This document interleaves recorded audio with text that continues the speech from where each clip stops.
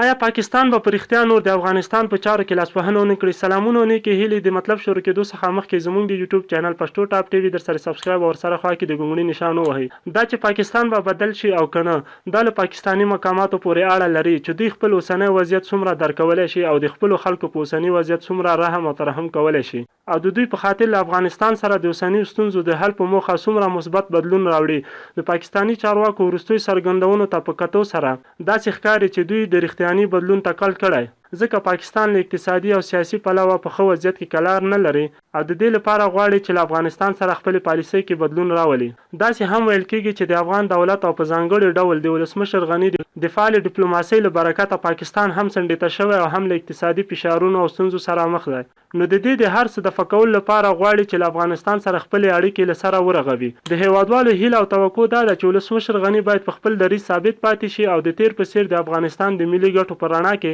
په دې شرط له پاکستاني مقاماتو سره هوکړې وکړي چې پاکستانیان به خپلې کړې ژمنې عملي کوي، د وسلوالو ډلو او تروریستي ګروپونو له تمویل و لاس اخلي. پاکستان به د افغانستان په وړاندې خپلې د دښمنۍ او نااعلان شوې جګړې په عمل کې پر متقابل درناوی او همکارۍ بدلوي. پاکستان سره د دې د ترهګرۍ او پر افغانستان د راکټي بریدونو او د ډیورنډ کرښې صفري نقطو کې د پاکستانیانو د تصرف ستونزو په حل کې باید له قاطعیت او وضاحت څخه کار واخیستل شي. پاکستان باید دې ته وفادار شي چې یوازې په خوله نه بلکې په عمل کې د افغانستان خپلواکي، ملي اقتدار او حاکمیت، ښه ګاونډیتوب او دولت په دولت اړیکو ته درناوی ولري. د کډوالو د راستنېدو لپاره د دې دواړو هیوادونو په همغږۍ او همکارۍ داسې هوکړې وشي چې نه کډوال وځورول شي، د جګړې د ابزارو په توګه کارولو ته اړ ایستل شي، نه د دوی شتمني او جایدادونه د غصب او په زور اخیستلو له خطر سره مخ شي،